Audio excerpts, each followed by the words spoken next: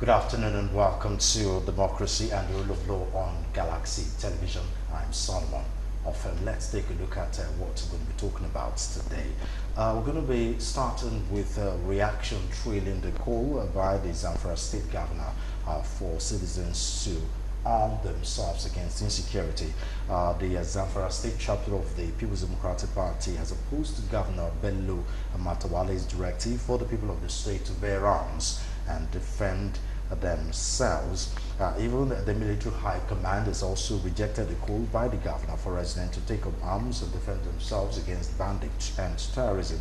We're going to be taking a look at the implication of this, especially at this time where insecurity in Nigeria is in an all-time high.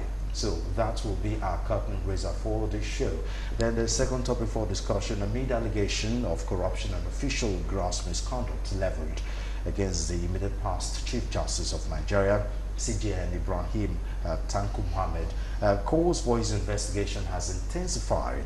Justice Mohammed had on Sunday night, June 26, resigned his position as the CJN on health ground. Then finally, the former Deputy Senate President Ike Kwale-Madu on Thursday appeared before Uxbridge Magistrate Court in London, facing charges of alleged kidney harvest under Britain's Modern Slavery Act. So these are the topics we're treating today on Democracy and the Rule of Law. Once again, I'm Solomon Ofem. We'll go for a very short break. We'll be right back. Don't go away.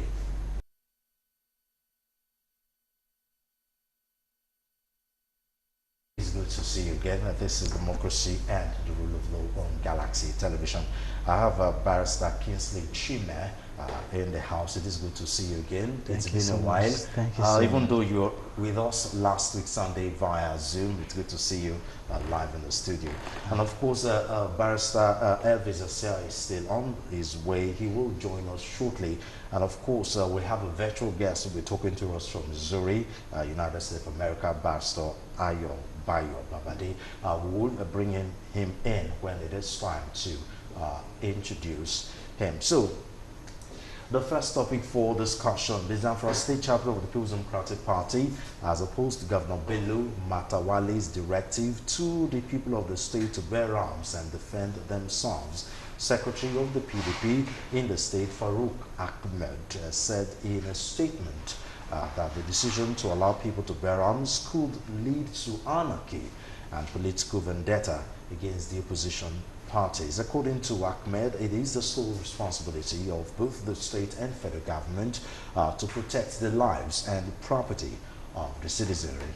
Rather than encourage residents to bear arms, he said the party had advised the state government to recruit community protection guards similar to JTF. And also the military high command rejected the call by the state governor and asked the Commissioner of Police to work out modalities for the gun license to residents willing to bear arms to protect themselves. Now, retiring the Chief of Defense Staff General, the Chief of Defense Staff General Lucky Rabo said he did not see the basis of such call.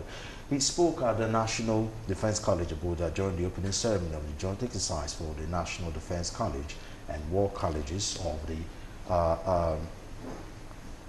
Armed Forces of Nigeria, codenamed Exercise Grand National. He said it was expedient for stakeholders to follow the rules and constitution accordingly. So let me start with you,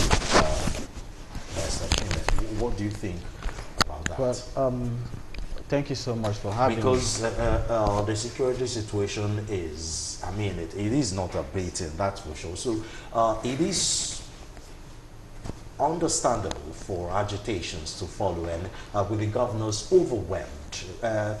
So it won't be out of place for us to hear this kind of thing where the governor will have tell his citizens to get licensed to bear arms. Yes, thank you so much. First and foremost, I don't think it's out of place for the governor of Zamfara State to call for the citizens to carry arms, given the level of insecurity in the country. Of course, desperate times requires desperate measures, but we also have to balance it with the possibility of abusing that opportunity. I know even currently there are procedures through which someone can obtain licenses to carry arms or guns, but for the citizens, you know, with little or no training to be allowed to carry arms, it would degenerate into something worse.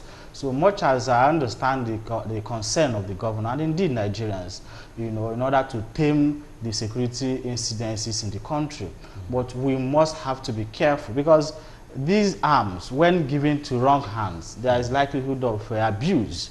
You know, if you give arms to people who are not well trained on how to use those arms, everybody will be in danger. Yes, I understand, like I said earlier, the intention of the governor was to ensure that the security system in Zamfara specifically and Nigeria in general is addressed. But we cannot, you know, because we want to solve a problem, we create more problems to ourselves. So I do not think that that call is necessary at this time. I do not think it's important that citizens should be allowed to bear arms. Barrister Elvis Asia, it is good to see you. So what's your take on that? Do you think it is necessary? Well, I think the issue is not necessarily whether that is necessary or not. I think the issue is just to look at the circumstances for this call.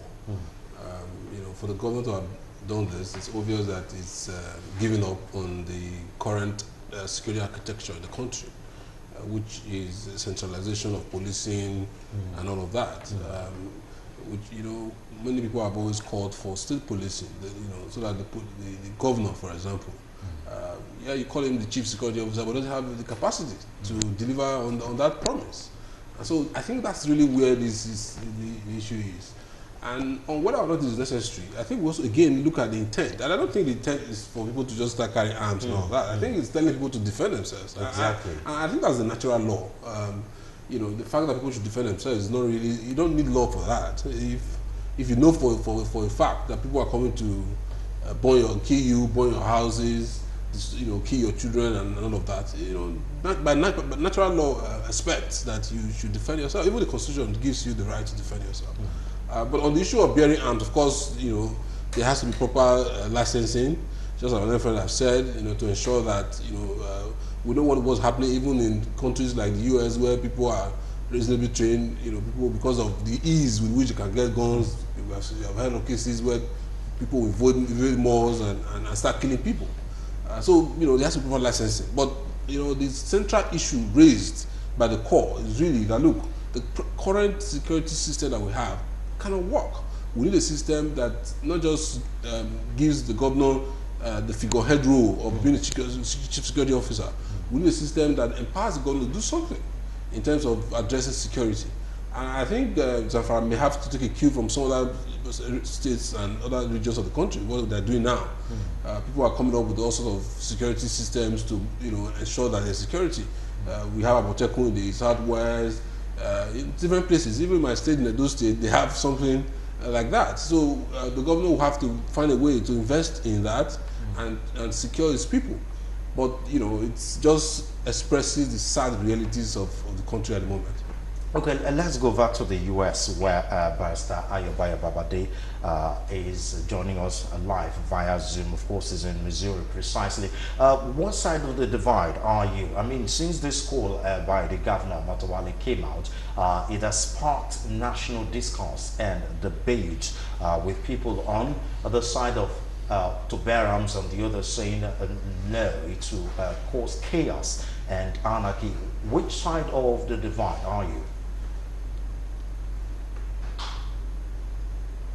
I very much to the line of my colleagues in the studio that it will be because globally right now the world is going towards less and less of arms. In the African Union, for example, they had the team silencing the gun for the whole of for a while, saying that we should reduce the proliferation of arms in the system.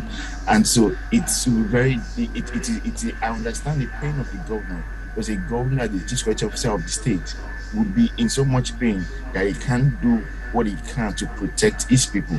And so telling the police to begin to make modalities for the people to rightly hold arms is in his own best interest to see how he can provide adequate security for the residents of the states. And fully well, like I have said earlier, that there is no effective state policing policy, that the only way it will be for the citizens of the residents of that state to hold arms. However, like I rightly said, there'll be more armed than good, because even in the United States, where there is that prevalence of arms, we still see in this year alone, we've seen over 200 mass shootings occurring in Nigeria, where the policing is not as quick and the emergency response is not that fast. We would experience much more if guns are put in the hands of just anybody. So yes, I understand the part of the pain of the governor saying let something be done, but but having the citizens to be armed is something that will be very difficult. Even last year, the Ondo State Massive Assembly, a member of the Ondo State, a member of the lower chamber from Ondo State, tried to pass an amendment to the Firearms Act to enable every adult who has an NIN to be able to hold firearms within the country. But that bill has not gone so far, because there is still that also it's not right for us for anyone to be allowed yet to hold. I don't think the time will be, because globally there's that move to reduce the number of so that gun-related deaths would be reduced. Thank you very much. Okay, now we understand the call by the states, different governors, where the alarm of the insecurity overwhelming them, and in order to avoid that, in the Southwest was when Amotekun was created, because of the fact that there have been several talks that Nigeria is under policed. The population we have in this country has to, compared to the number of security agencies we have, it's not proportional. Yeah. So, but that has not exactly quelled the insecurity issue, because now there is the big question mark in the Amotekun, because there is no solid constitutional backing, so, and that is why it was easy for government to invade a church and cause that amount of massacre. But now, if you had like one or two persons in the church with a license to bear arms and they have their guns, perhaps maybe the massacre wouldn't have been a massacre, as it were. Yes, I think I agree with your guest, virtual guest. I think he made the point very clearly that even in the United States, where relatively citizens are allowed to carry arms, you see the abuse inherent there. Then when you relate it to Nigeria, where there is a huge gap between the leaders and the led, there is so much social stratification. Anybody could wake up and get angry and shoot anybody, So we have not gotten to that extent. But for the purposes of insecurity in Nigeria, the Constitution has not even given the state governors, my friend here rightly pointed out that governors are the chief securities of their respective states, but that is in paper.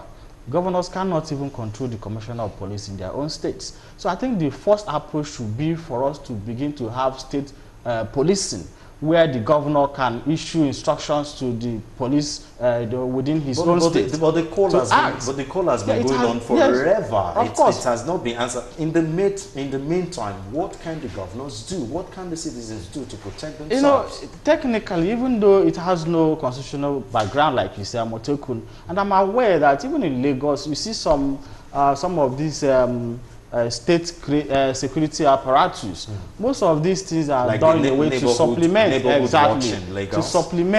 the current security measures in the country. So if every state in Nigeria will adopt that, I'm sure with time we'll get to that point. So the clamor will actually push the government to ensure that state governors are given the wherewithal to run state police. I know that most of the challenges we currently have is that there is no trust. Even the federal government doesn't trust state governments, because when they want to get something out of a state, they use the instrumentality of the federal police. you know, to get at it. But if there is a state police where there may be a little resistance, you know, that may not be allowed to go well.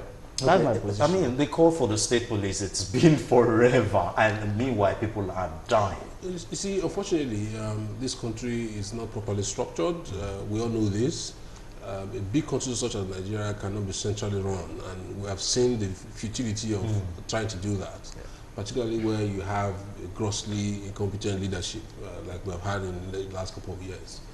So we cannot continue to run this system that is not, you know, a federal system. The Constitution says we are going to have a federal system, but you know, the practical realities of what we are doing is it's more like a unity system. The president controls virtually everything.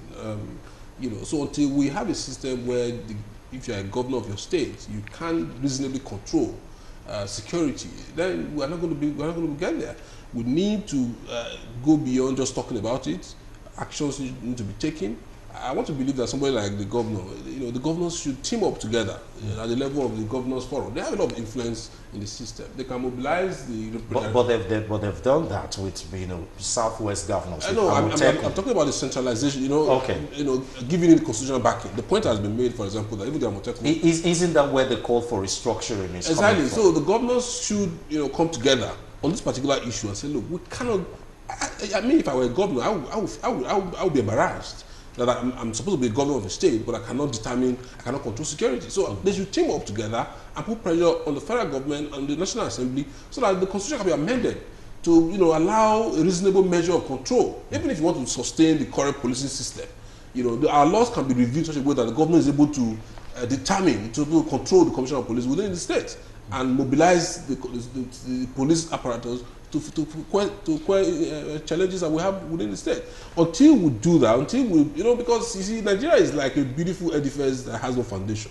If the foundation of the house is not properly done, you can't palliate it. One day, no matter how the gold you put in, it's going to collapse. Which one Nigeria is collapsing on all of us right now because the fundamentals, the foundational issues are not being addressed, and this is one of them.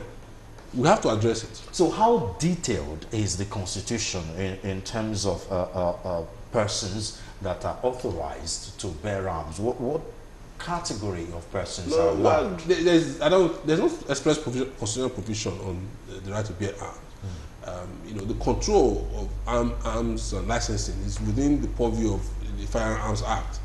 That's another legislation, which, you know, but let me just quickly mention that. Okay. Under the Constitution, like ordinary Nigerian, how does it work? Let me just quickly mention that under the Constitution, the firearms control and all of that is within the purview of the federal government. Again, this is one of the centralization that we talk about. The federal government has the right to control the use of firearms, and in that regard, there's a law, the Firearms Act, which says that before you can bear arms, you have to apply for license. There are 3 categories of arms that you can bear. There's the automatic and the machine guns, you know, which licenses can only be granted by the president. Then there's, you know, other pistols and other kinds of firearms, in which case you have to apply to the Inspector General of Police. That used to be the case under the law. And then, you know, dead guns and gaming guns and all that could have, in the past, you know, could be gotten even from the state commissioner of police or whatever. But today, that has even been stopped. In fact, there was a time they even said those who got licenses should return their arms. In fact, I mean, a few years ago, that was what happened in this country, where they said, look, if you've gotten a firearm license and you have a firearm, you have to return that. In fact, they have revoked the licenses that were granted. But the law actually ordinarily allows Nigerians to apply for these licenses. But the reality is that you can't even get it. Even before, when it was operational, you needed to, you know, there was a lot of corruption in the system. For you to get to the police, in order to get the firearm license for you to provide security for yourself in your home, it was very difficult because you needed to, you know, go through a lot. And so right now, as we speak, there isn't even any proper mechanism for acquiring licenses for firearms. But you know, like the governor has clearly expressed, but the people are exposed to other people who are not following these rules, who are not bound by the Firearms Act, who even appears to have some support in government, because when they operate with reckless abandon, no control, or whatever it is, we have seen groups, you know, even herdsmen, you know, in some cases with AK-47. We have seen it in this country. Were they giving licenses? So, I mean, right now, there's complete breakdown of law and order in the country. And when there's a breakdown like that, it will amount to oppression. If you say, this particular, some people are carrying firearms, they are killing people, they are shooting, and then the rest of Nigerians, we are saying you cannot get license, to do fire. And just be waiting for the state governors to protect them, and the governors don't have the power to protect them. People need to hear from the governor or anybody to self-defense is a natural law. Nobody can take that away from you. I can bet you if you come to my house and I'm not taking on aware, I'm going to deploy anything I have to defend my. That's law. Is a natural law. So on that I don't have any issue. The only problem is that if we really want to live in a sane society, there should be balance. We need to see government as directly fighting these people, controlling these people, making sure that no group has the advantage. Because there's under the constitution, you're not supposed to discriminate against anybody. We have seen people, with guns, with AK-47. We have seen it. People are carrying all sorts of firearms all over the country, and nobody is stopping them. And you are not telling the rest of us who are law-abiding to keep waiting for license.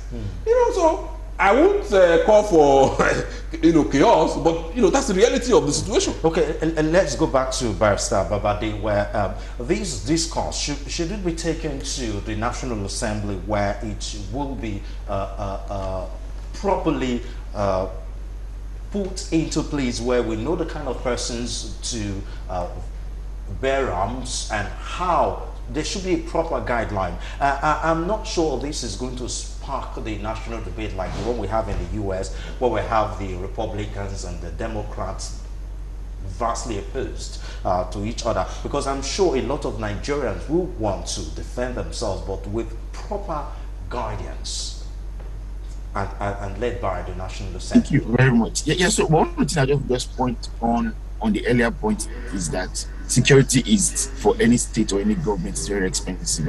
What Lagos is doing, there are very few states who can afford to do that. And the second thing is that the truth of the matter is that no matter the number of security apparatus that you have, the best form of security is the self-policing, or where you say something, you say something. But the issue we have in Nigeria is that it's difficult for it. Like I said earlier, there is no trust. So somebody sees something, there is no place he can say what he has seen without the fear of him being even arrested or being accused. And so that's where it lies about the issue. Like, because in countries where these things work, you see that someone sees something or he sees an unsuspicious movement, he has a phone call, he has somebody he can call and say, I have seen this, investigate. But we don't have that system in Nigeria, such that until after things are occurred, then we now start acting when things are already occurred. That is the main issue. And yes, and yes, we can have a legislation that would, you can have an amendment to the Firearms Act that would state who can hold arms and all the likes. That is something that we can do. But like I said earlier, it has once been raised at the lower chamber, but there was an issue. It was not pushed through because, like we all know, a large number of Nigerians are not. Yes, many people want to add it, but a large number of people, if arms are proliferated, the number of casualties will be so much, because largely because of the economic situation of things, many people are prone to depression or depressing states. If it's amended that everyone holds arms, there will be chaos. So what we have to do, like I said, is to balance the field and say those who are holding arms that are not ding guns or dimming guns to protect their cattle, every other arm they have to be taken away from them. And in that way, there will be that balance. And those who are also private citizens who want to defend themselves can have very minimal weapons also, such that there's no proliferation of arms in the country as well, because we are fighting two extremes. If there's a lot in the system, we are having the calamity. If there is too little as well, there's also could be calamity, because someone can be attacked and there is no way one can defend himself or herself. So just that balance that we have to see how to work on. And the National Assembly is a place where a private bill or interested parties can put a bill forward for an amendment to the Firearms Act to expand the scope or reduce the scope as the people desire.